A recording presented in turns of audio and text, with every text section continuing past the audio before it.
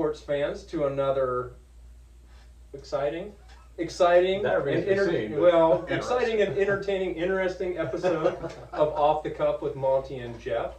We have a guest tonight, obviously. If you can count to three, you realize that there's one extra person here. But we'll introduce him here in just a second.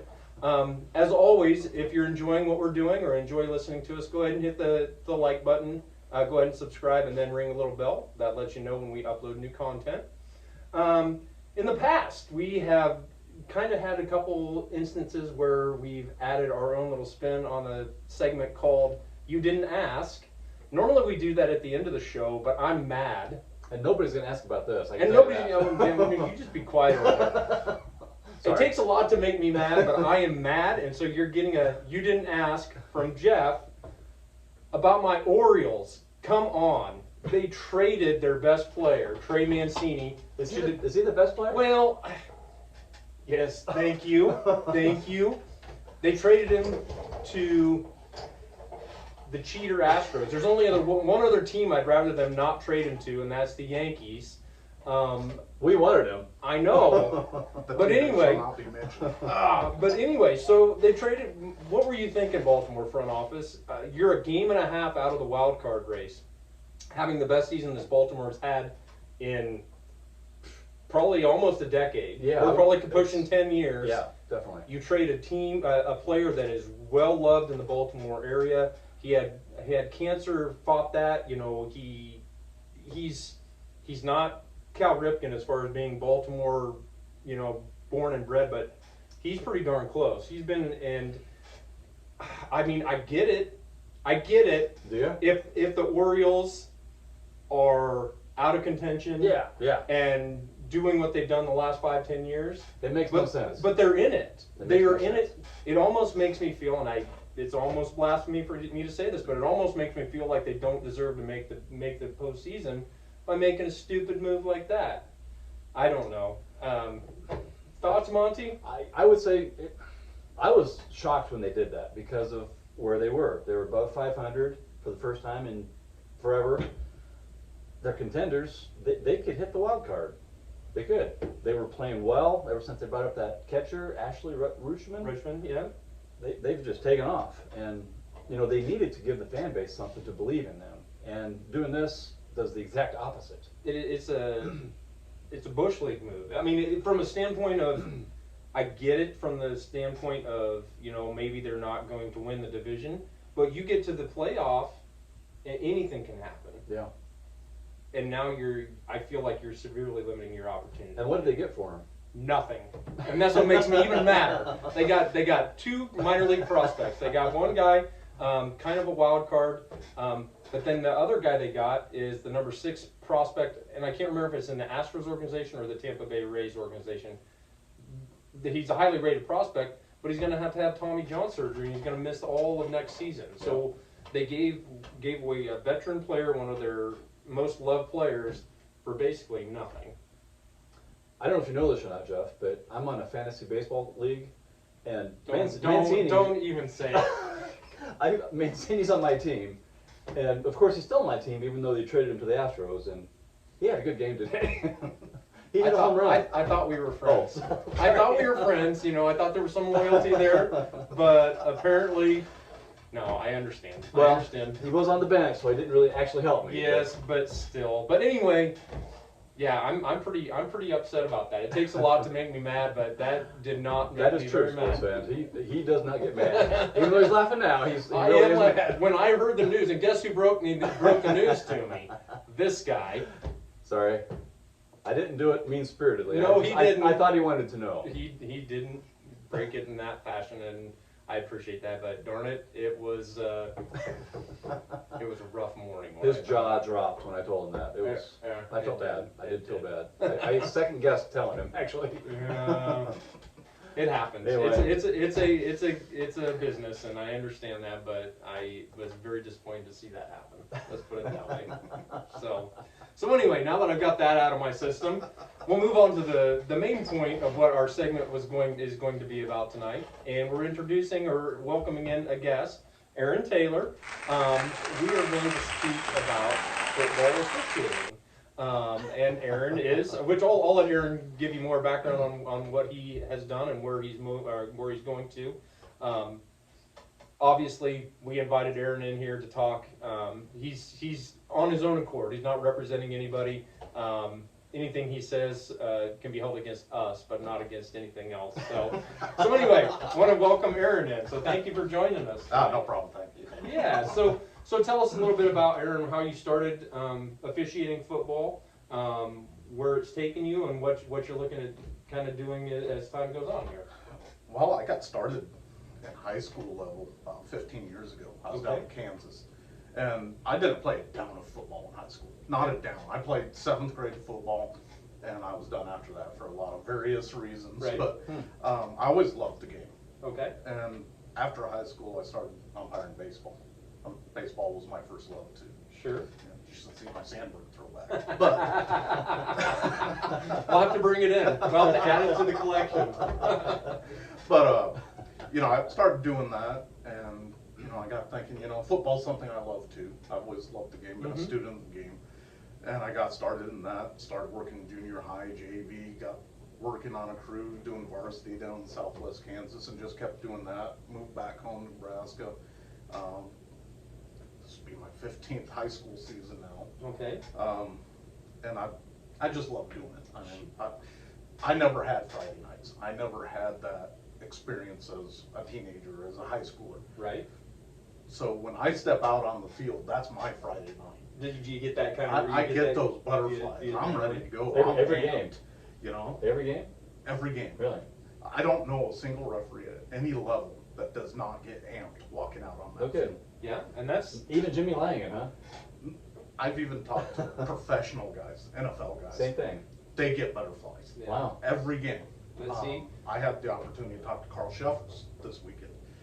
Veteran NFL white hat. When I say white hat, main referee, the guy that you boo.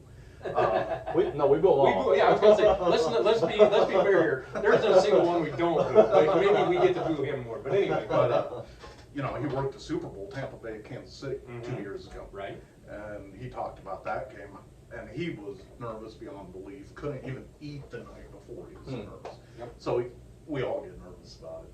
But again, that's my Friday night, and that's why I love doing it. Well, and that's fantastic, and again, the game doesn't go on without those guys Right. there. I mean, Yeah. You whether it's cannot have football, one. baseball, whatever, it's got to be there. And so, Boo number all you one, want, but that is- number yeah. one, we appreciate what you do because Friday nights are special in the fall. Oh, Yes, they're, they're the best. Friday nights are special in the fall. Saturday afternoons are special in the fall. But when it comes to a high school level, Friday nights are They're sacred. Yeah, Friday night. I look lights, forward more to Friday nights and Saturdays, in all honesty. Yeah. I really do. Yeah, and just there's something about that, the smell when the air starts to get a little bit more crisp, and Yep. and there's just something about it. It is. And The band, everything. Yep, it's fantastic. So anyway, you started out doing high school stuff, but you Yep. moved. You still do high school, I still do high school. but you're kind of moving in other directions with that. I aren't you? am. I've had some opportunities, and it's through hard work, really. I've been knocking on the door for about 4 or 5 years. Hold on a second. This might be the. Is this the pros? It could be. It could be. No. But anyway, so you moved on past the high school level. And I've been lucky enough. Last year was my first year actually doing college football games. Okay. I've been doing scrimmages and stuff like that for several years before that, 3-4 years. I actually had a game last year, and I had an embarrassing moment during that game, and I know you guys want to talk about it, and we will. We want to show it too. We'll get to it. But that was with the Great Plains Athletic Conference and the NAIA. They're based in Omaha. Have schools like Hastings College, Doane, Concordia, those schools. However, I am now moving up also into Division II with the Rocky Mountain Athletic Conference, and also the Northern Sun Northern Sun Intercollegiate Conference. Nice. So, and that's like Wayne State, Armac, of course, Chadron State, and all those schools out in Colorado, South Dakota. I do have an opportunity coming up on the 18th, I believe it is. I'm going to Brookings, South Dakota to work one of their preseason scrimmages, so That's Division good. One. That's fantastic. Yeah, So- that is, that's awesome. I'm stoked about that. We'll see how bad I screw that. No, well, but any experience is good, and when you start stepping up to that level, which that's a question I have for you later on, but continue on and tell us a little bit about so college level, do you have plans to go, keep working up, try and get to I Division want to. One? Yeah? As far as you can go, I suppose, right? Yeah, I mean, the sky's the limit. Yeah. You get what you put into it, Right, and there's a lot of sacrifice to move up, and a lot of time, effort, and money. I mean, I'll give you an example.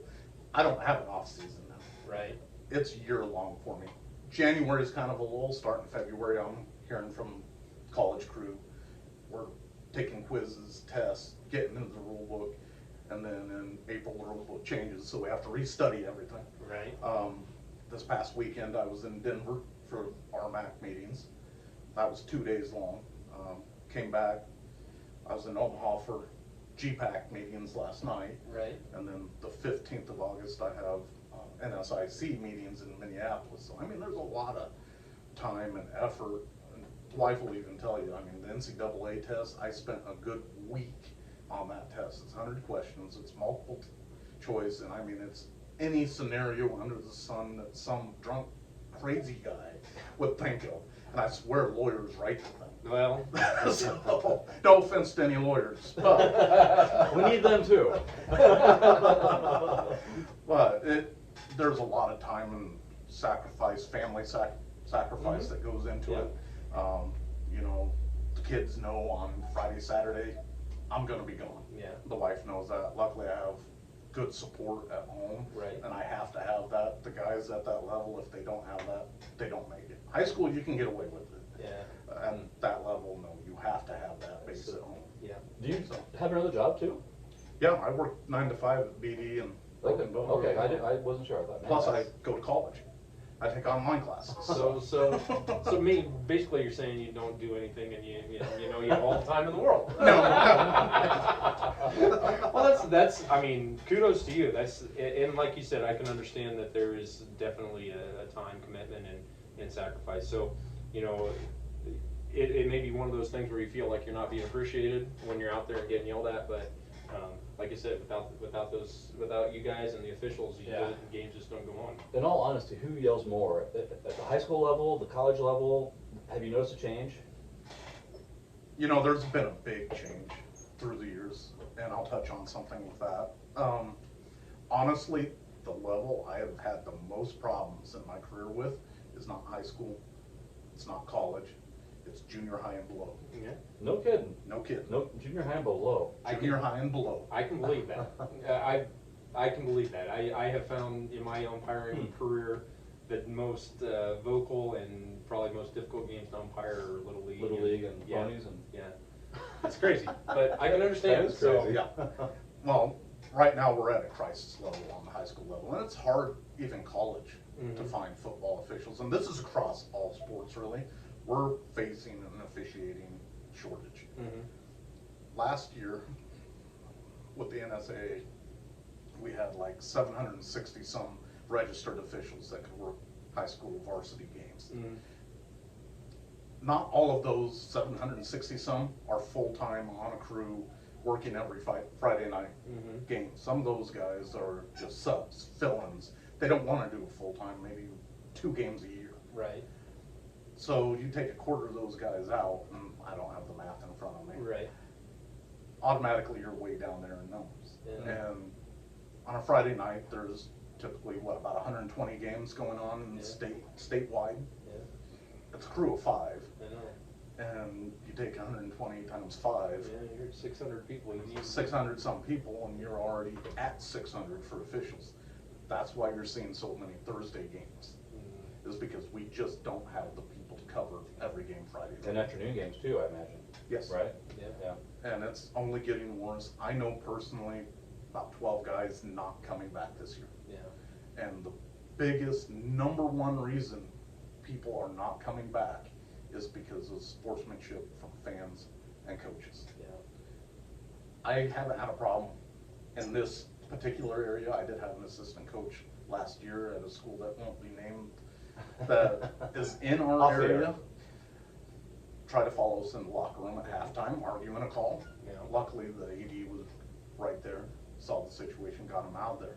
But it's that sort of behavior that is driving our young officials out, because they don't see, why should I be yelled at and treated this way for 2 hours, 3 hours, whatever the case may be. Well, the question I had then too is, okay, so you've got a coach that may disagree with your call, and they make their point saying, I disagree with your call. Does that ever change the call? Never. Never. Never. Never ever changes the call. The only and, time and they've got to know that, right? And they know that, but like anyone else, they want to be heard. The only time it does is if a rule is misapplied. That does happen every now and then. Sure. I can't think of a particular circumstance, but if, you marked off 10 yards instead of 5.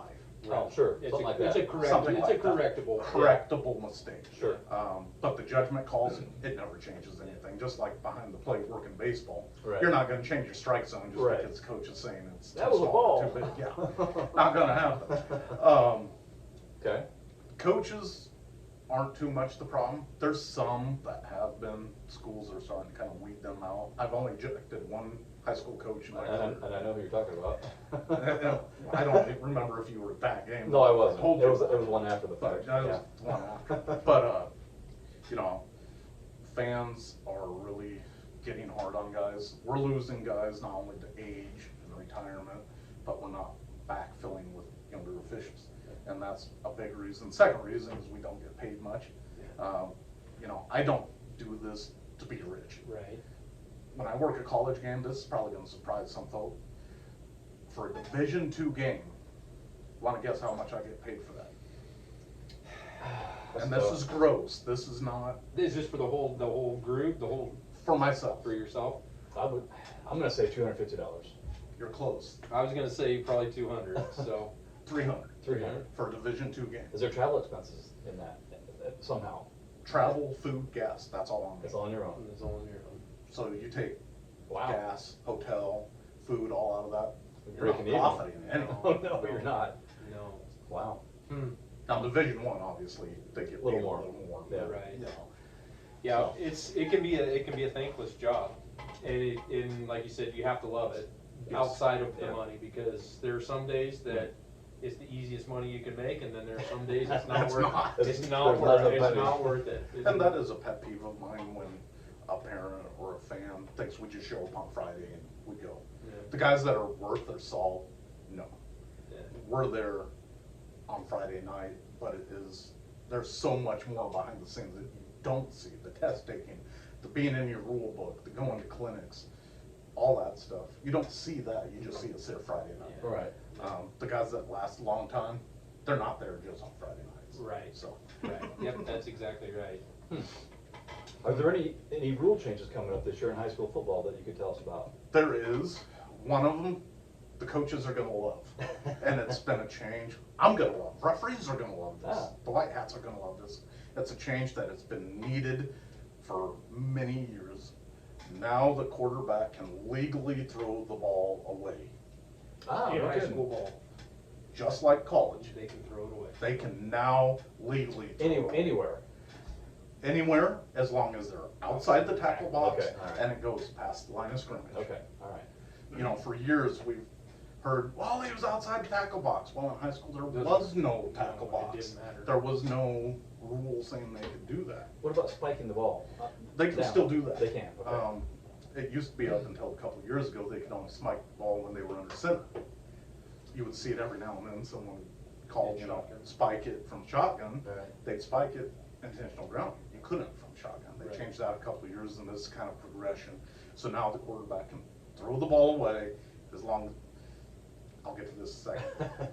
They can throw the ball away as long as they're outside the tackle box and it goes past the line of scrimmage. Okay. Now, the high school rule differs from the college rule, and they're I don't think they put much thought into this, and I understand why they did on one point. They didn't word the rule very well. The rule says the passer can throw the ball away. Doesn't Okay. say the quarterback can throw the ball away, Okay. okay? I can see where that's already going. Can you already I see can where already this see is where that's going? gonna be a problem. Okay, Yep. they did that because of the six-man game. Yeah, because everybody's eligible. Everybody's eligible to be a passer, everybody's eligible to be a runner, you know, sandlot football.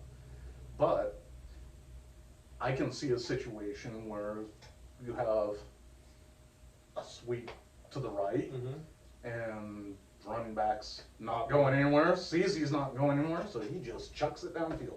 Yep, that was my first thought was somebody. Dan, don't do it. Okay. I can see where it's a problem, and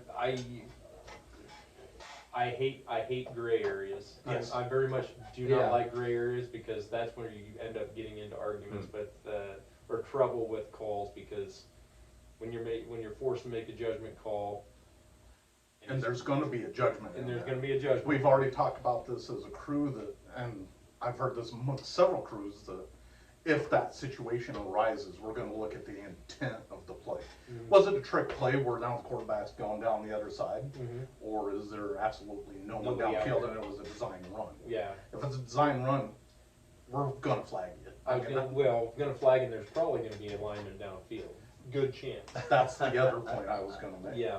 The college rule, if you're throwing it away and it's legally thrown away, you cannot have ineligible downfield. Really, Cannot. It's an exception to the rule. High school does not have that exception. really. So you could have it down. You could still have an Lineman ineligible downfield, Mm. so that might,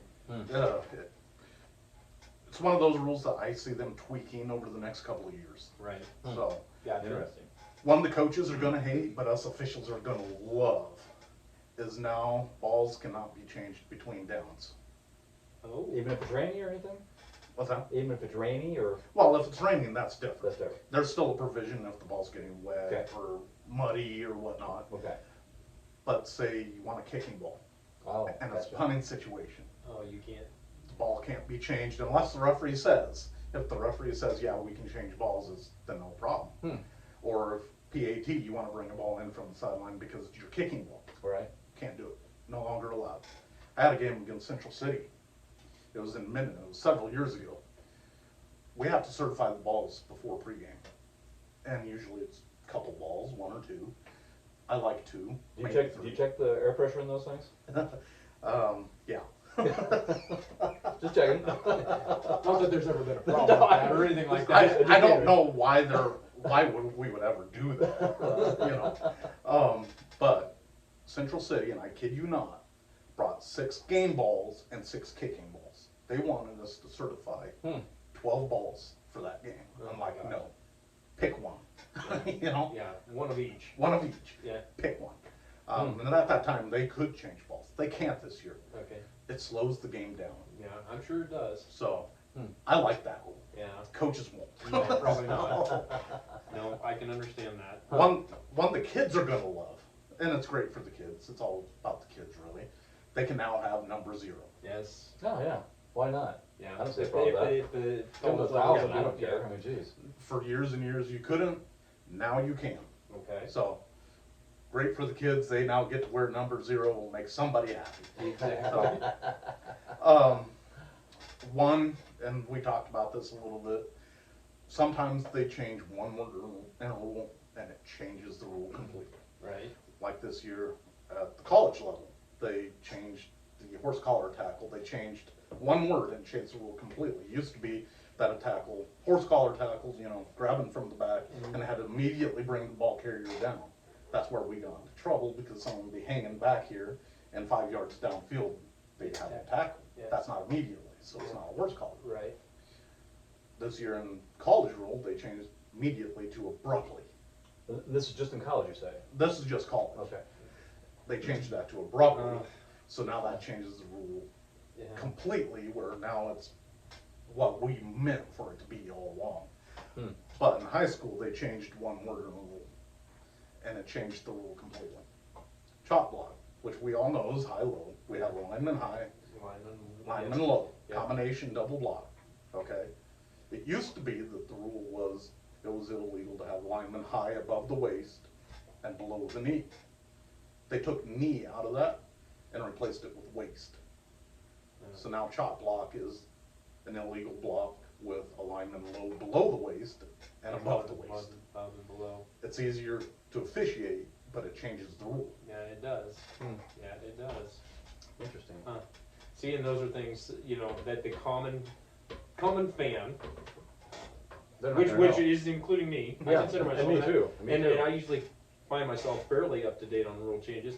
I would have missed those things. And so, Yeah. see, I mean, that's just another example of what officials do behind the scenes Exactly. that Yep. we may not, or may take for granted. Which is why we do this. That's exactly right. And there's another small one, talking about common fans, even, I'm sorry, coaches, sometimes they don't fully know all the little tweaks of the rules, and I'm not talking bad about any coach here. But there's a new rule change this year. Used to be under 2 minutes in either half. If you had a flag, the offended team, the team that did not have the penalty against them, if they accepted the penalty, they could determine when the clock would start, whether it was on the referee's signal or if it was on the snap. Okay. Certain situations, dictate when you want the clock running, Right. especially in that compressed time, under 2 minutes. Well, now, the offended team does not have to accept the penalty to have that option. Oh, so they can decline. They can decline the penalty, but still take the ready for play or the snap, which is big on strategy for the coaches. Yeah, could Yeah. be. Yeah. Huh. Wow. So, Yeah, again, but those are, again, I don't wanna say they're small rules, they're rules that That could come up that and could change make the it be, game. it could be a huge, Because that's at huge the thing. end of each half, you said, right? Yeah. what's that? That's at the end of each half. That's Not under just- 2 minutes of each half. Of each half, yes. Each Yep. half. And I wanted to share a couple obscure rules. Those are the main rule changes for this year. They've made some changes with the uniforms as far as the color of the numbers and that sort of thing. I'm not the uniform police. Yeah, exactly. That's up to the coaches and administration to worry about. But a couple of obscure rules that I wanted to share with you. Question for you two. What is the most amount of distance you can get on a penalty? Well, technically on the penalty, Pass interference. be 15 yards, or spot of the foul. Yeah. But spot fouls, like what's a spot? Taking away the spot. I mean, just pure 15 yards. That's 15 then, yeah. 30. 30. 30 On one penalty? on one penalty. Oh, no. You're gonna have to explain this. Yeah. Intentional pass interference. Personal foul, pass interference. 2 15-yarders.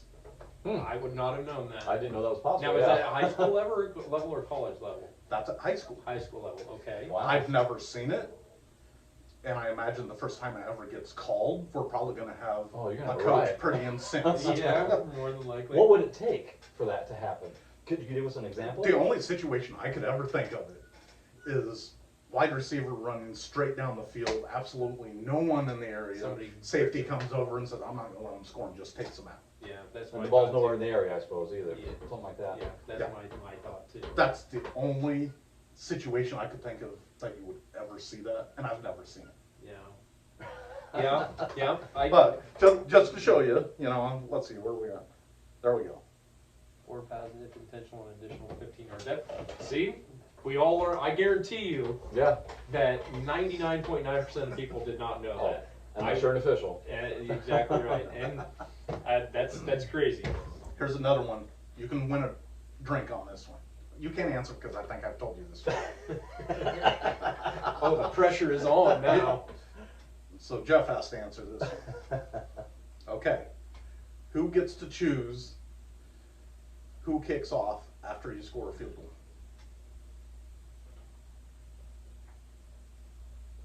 Say I just scored a field goal against you. Okay. Who chooses who kicks off? Well, I'd assume the team that scored the field goal, kicked the field goal, would get to choose who is the kicker. Is that what you're saying? Yeah, and that's incorrect.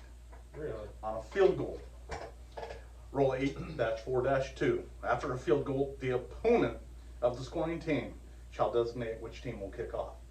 So if I just score a field goal on you, you get to decide if you get the ball or I get the ball. Say what?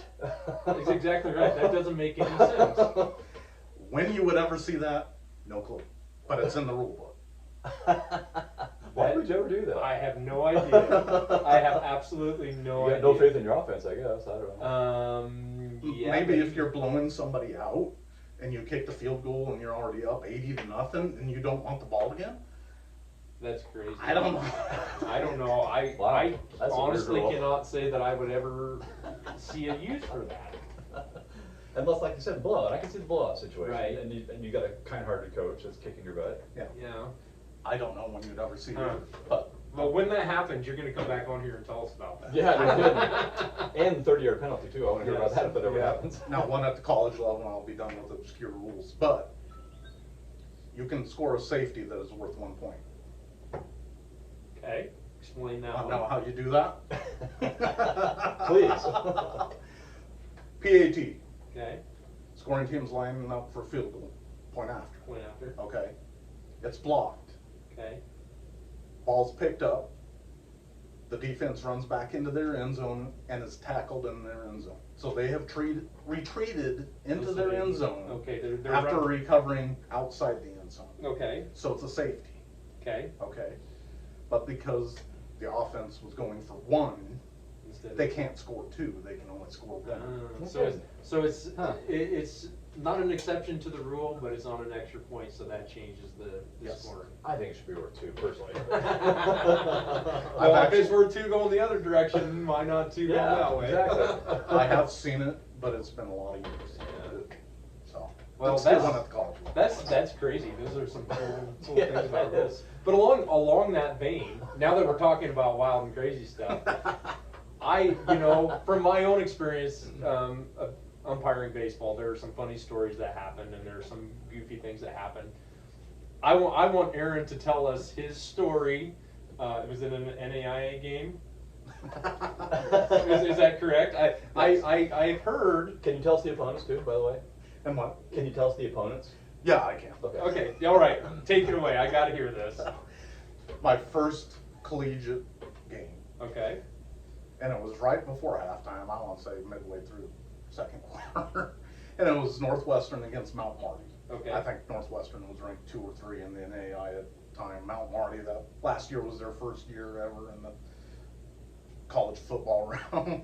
But I was lined up at umpire, the guy behind the linebackers, and being a rookie, I was kind of off on my alignment just a little bit, and it was just running back coming through the line, and I turned the wrong way. Running back came in, I turned the wrong way. Linebacker comes right into me. I go right into the running back, tackle the running back, and we all go down on the pile. I just saw you disappear in the whole mass of humanity there, and I thought, wow, that But, like it hurt. All the guys were on the radio. They're like, "Man, you okay?" I was juiced. I was ready to go. I'm like, "I'm fine." I was laughing about it. I got up.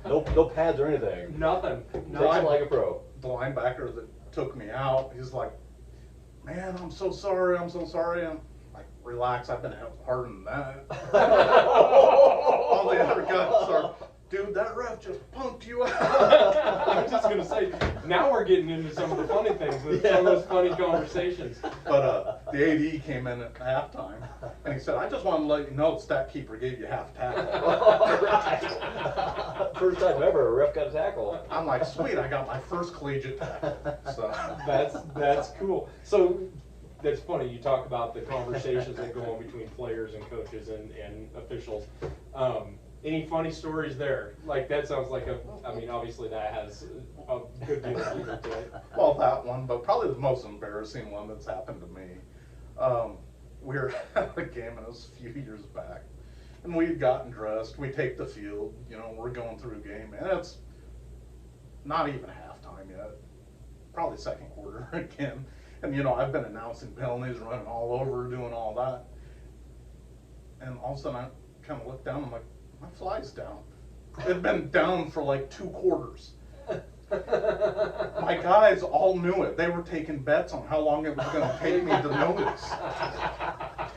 They had put money in a pool to see me win. That's hilarious. That is actually funny.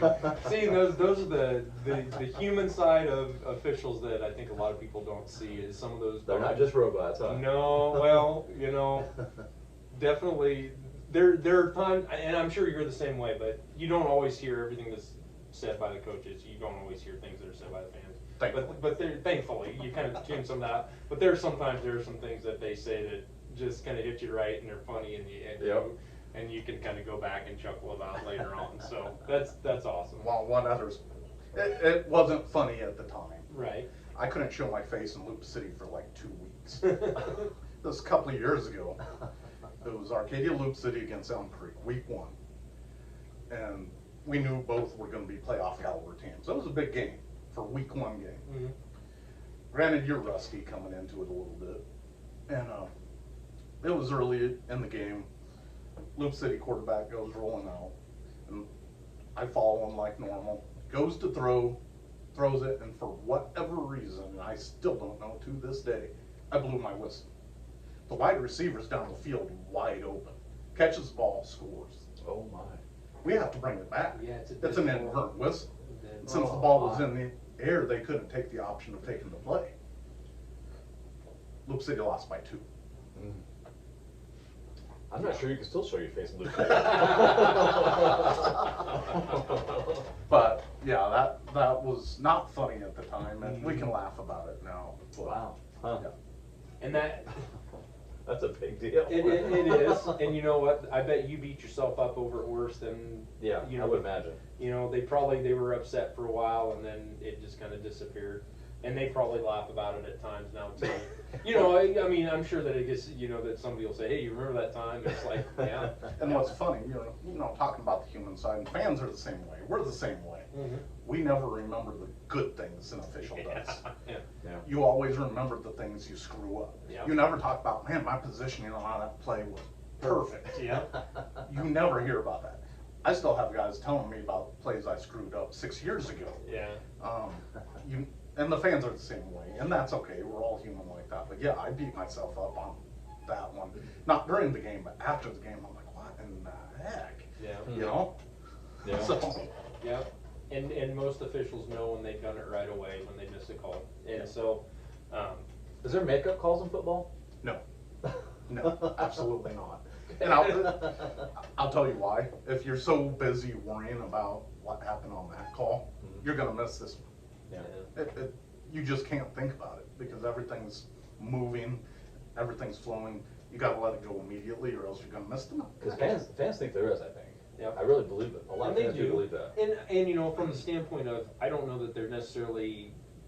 I think that calls tend to even themselves out over a game. Typically, you know, yeah. typically they do, and so, you know, like you said, whether fans think that was a makeup call. Yeah, 'cause they They screwed up the other play, blew yeah. that call, so that's our makeup call. Yeah. I don't necessarily think that most officials do that. Now, I can say that I have spoken with some that think along those lines.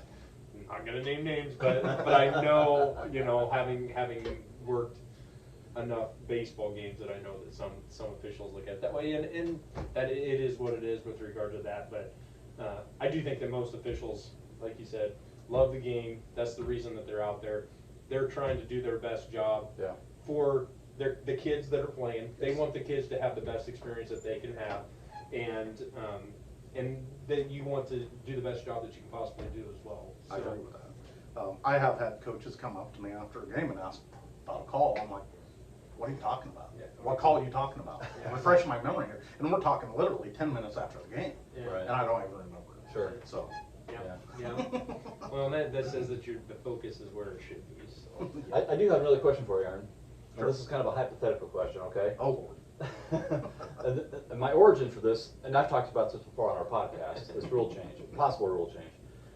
Based on hockey, when someone does an egregious penalty, they have to sit in the penalty box, and the team plays without that player for 5 minutes, I think it is. Is something like that possible in football? Instead of ejecting a player for targeting, could they have them set out for, say, 2 series and have that team play short? Is that just totally out in left field? It is out in left field. That's beyond left field. Oh, That's out is that- with is the that bleacher far? bones. Jeez. I had my face now. I don't know how that would work with the game. I mean, hockey's a little set up differently, obviously, but I just don't know how that would affect the flow of the game, taking a person out like that, because you're giving someone not just an advantage, but a severe advantage. Might not be so much at the 11-man That's severe, level, really, you think so? but you start getting the 8-man and Yeah. even the 6-man. I mean, that's a big gap. How many players are there in hockey? Do you know? I don't even Six? know. I think it's 6. Six? Yeah, I Is it think it's 6, Yeah. including the goalie. Counting the goalie. Yeah, counting the goalie. But yeah, I just don't know how that would work. And the bad thing about the targeting rule is it's so different between college and high school, and a lot of people don't understand. Mhm. There is targeting in high school, but it is nothing like the college rule. Right. I mean, this is the college rule book right here. All three of these books constitute the college rule book. These are the high school rule books. I mean, flimsy compared to that. But what stinks for the kids at the high school level is there's no appeal on a suspension. Right. None whatsoever. You get ejected from a game, you're out the next game. There's no appeal. There's no way to change that. And that's where that would be hard. Right. At the college level, there is. Yes. And just a technicality, you're not ejected for targeting, you're disqualified for targeting. The difference is, in college, Oh, it's okay. Never mind us. okay. Just shooting a podcast here, or a YouTube channel. What was that? The difference there being when you're disqualified, there's not an automatic ejection. You have to sit out for the rest of that game, and then the conference comes in and says, well, you have to sit out the next half or the next game or whatever, but it's not automatic. And now they've changed that for some appeal procedures, and we won't get into that, but now if you're ejected at the college level, you're automatically out the next game. So just different verbiage. So it different matters what the result. referee says then? Is that what the deal is? That's What- why they say that. That's why So when they you're say watching the game on disqualified, they say So TV, they're being nice in effect, yes, really? Or the penalty's Yes. not that egregious, one of the two. yeah, that's why on TV, everybody's, why do they say disqualified? They never say that, because they're not ejected. That's the difference, just, Terminology. I've never noticed that. I guess I've never paid that much attention. And I have noticed that, but I guess I didn't know the difference between the two. Right. So, it would be hard to do at the high school level. We want to take those hits out. right. We absolutely want to take those hits out. I know the coaches don't coach that way. I know they don't want their kids hurt. I don't know anyone who wants that. That's a true fan of the game. We don't want the kids to get hurt. Right. Now, there has been talk about adding a 6th or 7th official to the high school level. Okay. I would love it, but our numbers So are they're not down there. anyway. Yeah. We can't even That's get a 5 pipe dream, guys.